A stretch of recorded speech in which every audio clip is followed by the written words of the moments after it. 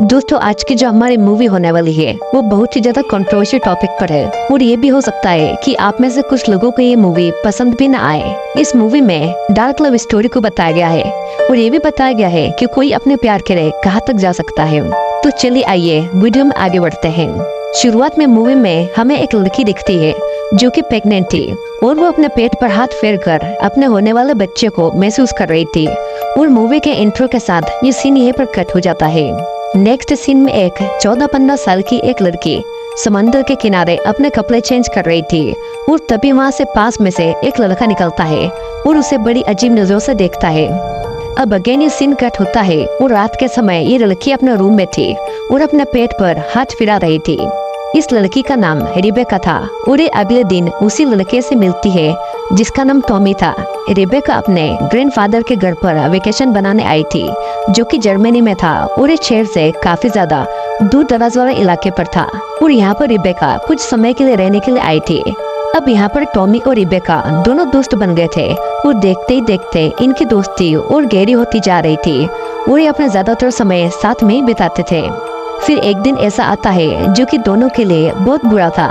Rebecca Tommy को ये बताती है कि उसकी मॉम अब से टोक्यो यानी कि जापान में जॉब करेगी जिसके कारण उसे भी यहाँ से जाना होगा, जो कि दोनों के लिए बहुत बुरा था क्योंकि दोनों बिछड़ रहे थे। और फिर जल्दी रिबेका टॉमी को छोड़कर चली जाती है।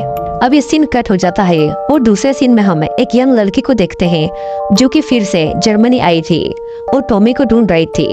ये यंग लड़की रिबेका ही थी जो कि 12 सालों के बाद टोक्यो से लौट रही थी।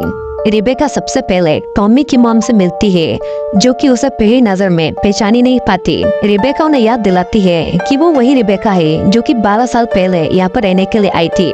जिसके बाद में टॉमी की मॉम रिबेका को टॉमी का एड्रेस बताती है जहाँ पर वो अपनी गर्लफ्रेंड के साथ में रहता था। रिबेका टॉमी की गर्लफ्रेंड को देखकर खुश नहीं होती, लेकिन जब वो टॉमी से मिलती है तब वो सब कुछ भूल जाती है। दोनों एक दूसरे को देखकर बहुत खुश होते हैं और साथ में जब वे बातें कर रहे थे तब टॉमी की गर्लफ्रेंड रिबेका से जेलस होकर वहाँ से चली जाती है। जिसके बाद में रिबेका टॉमी को बताती है कि उसकी डिग्री खत्म हो गई है और वो एक सॉफ्टवेयर डिजाइनर है। और फिर दोनों बहुत देर तक बातें करते हैं जिसके बाद रिबेका अपने घर चली जाती है। रिबेका के वापस आने और टॉमी के मिलने से दोनों बहुत खुश थे और पहले की ही तरह टाइम स्पेंड करने लगे थे। रिबेका टॉमी से सच्चा प्यार करती थी और उसे उनके बचपन की हर एक बातें याद थी और टॉमी ने भी दोनों के बचपन की हर एक चीज को संभाल कर रखा हुआ था। मतलब कि इन दोनों का प्यार सच्चा था और अभी भी एक दूसरे के दिल में जिंदा था। फिर एक दिन टॉमी रिबेका को बताता है कि वो एक बायोलॉजिस्ट है और वो एक एनवायरनमेंट एक्टिविस्ट के ग्रुप से जुड़ा हुआ है जो कि जानवरों की क्लोनिंग करके जानवरों की पॉपुलेशन को बढ़ाना चाहते हैं। अब जिन भी लोगों को क्लोनिंग का मतलब नहीं पता तो मैं उन्हें ये बता दूं कि क्लोनिंग जिसमें एक जानवर का हूबहू क्लोन बनाया जाता है और सीधी भाषा में कहूँ तो उनकी फोटोकॉपी की जाती है। मतलब कि अगर एक जानवर से दूसरे जानवर की क्लोनिंग की जाएगी तो उनमें जरा भी फर्क नहीं होगा, बहू एक दूसरे जैसे दिखेंगे और यहाँ तक कि उनके डीएनए में भी कोई बदलाव नहीं होंगे। मतलब कि दोनों के डीएनए सेम ही होंगे। जिसके बाद में टॉमी रिबेका को अपने क्लोन किए हुए कुछ किलो को दिखाता है और उससे उनका ग्रुप ज्वाइन करने को भी कहता है और रिबेका तो टॉमी की हर एक चीज से खुश थी। फिर नेक्स्ट डे दोनों टॉमी के कार से जा रहे थे अपने एक्टिविस्ट ग्रुप में शामिल होने के लिए और रास्ते में रिबेका टॉमी से कहती है कि कितना अच्छा मौसम है, क्यों न प्रकृति के इस नज़ारे का मजा उठाया जाए। और फिर टॉमी कार को वहीं पर रोक देता है।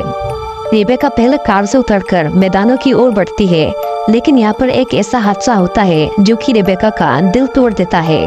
टॉमी का कार से उतरते समय एक्सीडेंट हो गया था और वो ऑन द स्पॉट ही मर चुका था, जिससे कि रिबेका पूरी तरह से टूट जाती है।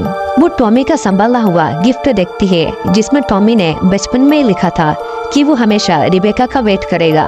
रिबेका पूरी तरह से टूट चुकी थी और वो सुसाइड करने की भी कोशिश तो करती है लेकिन ऐसा नहीं कर पाती। फिर नेक्स्ट सीन में रिबेका टॉमी की कब्र पर फूल चलाने आई हुई थी। वो वहाँ पर फूल चलाती है और फिर टॉमी के पेरेंट्स को अपने घर पर कुछ डिस्कस करने के लिए बुलाती है। रिबेका उन्हें कुछ ऐसा बताती है जिससे कि उनका दुख एक पल में ही मुस्कुराहट में बदल जाता है। दरअसल रिबेका चाहती थी कि टॉमी का क्लोन बनाया जाए जिसके लिए उसे टॉमी के दोनों पेरेंट्स के स्किन के टिश्यू चाहिए थे। टॉमी की माँ पहले इसके बिल्कुल खिलाफ थी, लेकिन टॉमी के फादर उसे मना लेते हैं और वो अपने सेल के टिश्यू रिबेका को लाकर दे देते हैं, जिसे लेकर के रिबेका वापस टोक्यो आती है और रिबेका टॉमी के डीएनए से उसका क्लोन बनाती है और वो उसे अब अपने पेट में पालने वाली थी, जो कि वक्त के साथ धीरे धीरे बड़ा होता है और फिर समय आने पर ऑपरेशन के द्वारा रिबेका के बच्चे को जन्म भी दिया जाता है, जो कि असल में रिबेका का बच्चा नहीं बल्कि टॉमी का क्लोन था। वो रिबेका ने बस उसे अपने कोख में पाला हुआ था और फिर रिबेका अपने बच्चे के जन्म के बाद में उसे वापस जर्मनी लेकर आ जाती है। रिबेका अपने बच्चे का पूरा ख्याल रखती है और वो अब धीरे धीरे बड़ा भी हो रहा था। रिबेका का बच्चा जब थोड़ा बड़ा होता है और बोलने लगता है तो वो बार बार रिबेका से अपने पिता के बारे में पूछता है, जिसके जवाब में रिबेका हर बार उसे टाल दिया करती थी। और हम ये देखते हैं कि रिबेका और उसके बच्चे के बीच में कुछ ज्यादा ही क्लोज रिलेशन था। रिबेका ने अपने इस बच्चे का नाम भी टॉमी ही रखा था और ही हूबहू टॉमी के बचपन वाले रूप जैसा ही दिखता था। फिर एक दिन ऐसा होता है कि रिबेका टॉमी के फ्रेंड को अपने घर पर इनवाइट करती है, लेकिन वो उसके यहाँ पर आने से मना कर देती है, जिसके बाद में उस बच्चे की माँ रिबेका को बुलाकर ये कहती है कि वो उसके क्लोन बच्चे को उनके बच्चों से दूर ही रखे, जिसे सुनकर रिबेका को बहुत बुरा लगता है, क्योंकि रिबेका ये नहीं चाहती थी कि उसके बच्चे टॉमी को कभी भी पता चले कि वो एक क्लोन है। अब एक दिन होता ये है कि टॉमी के बर्थडे वाला दिन था। रिबेका ने टॉमी के सभी फ्रेंड को इनवाइट किया हुआ था, लेकिन किसी भी बच्चे के पेरेंट्स अपने बच्चे को टॉमी के बर्थडे पर नहीं भेजते।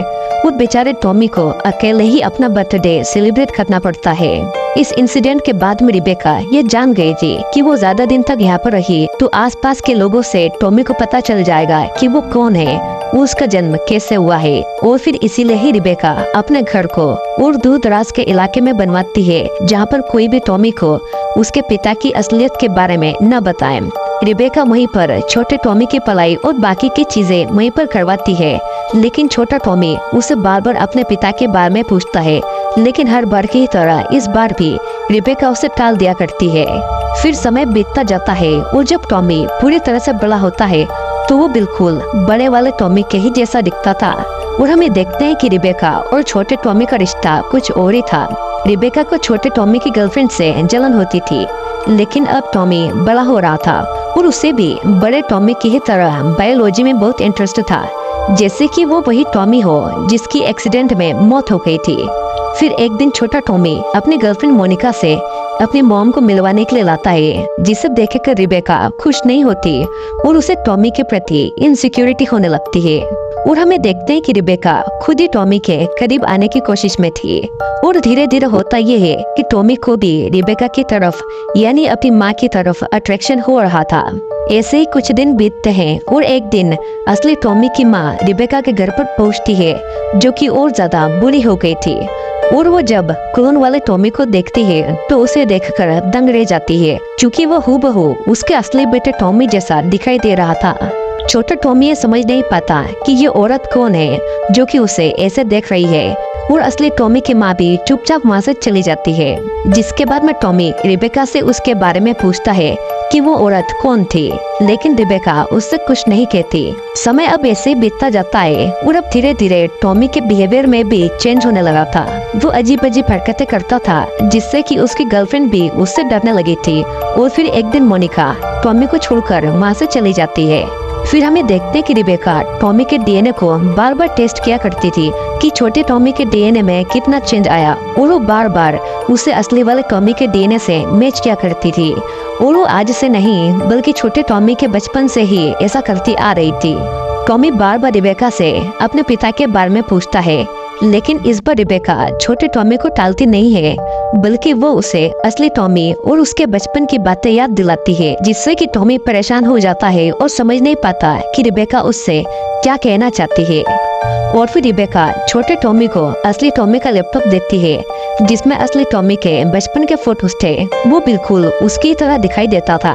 छोटा टॉमी बायोलॉजी में पहले ही बहुत अच्छा था और वो तुरंत समझ जाता है कि वो एक क्लोन है, टॉमी का क्लोन। जिसके बाद में छोटा टॉमी रिबेका पर गुस्सा करता है। वो रिबेका उससे कहती है कि वो वापस आ चुका है उसका असली टॉमी वापस आ गया है। रिबेका और टॉमी धीरे धीरे क्लोज आते हैं। वो दोनों एक दूसरे को किस भी करते हैं और फिर दोनों इतने ज्यादा क्लोज आ जाते हैं कि दोनों के बीच में इंटरकोर्स होता है और फिजिकल रिलेशनशिप भी बन जाता है और फिर दोनों कुछ समय साथ में बिताते हैं। अब नेक्स्ट सीन में हम देखते हैं कि टॉमी ने अपना सारा सामान पैक कर लिया था।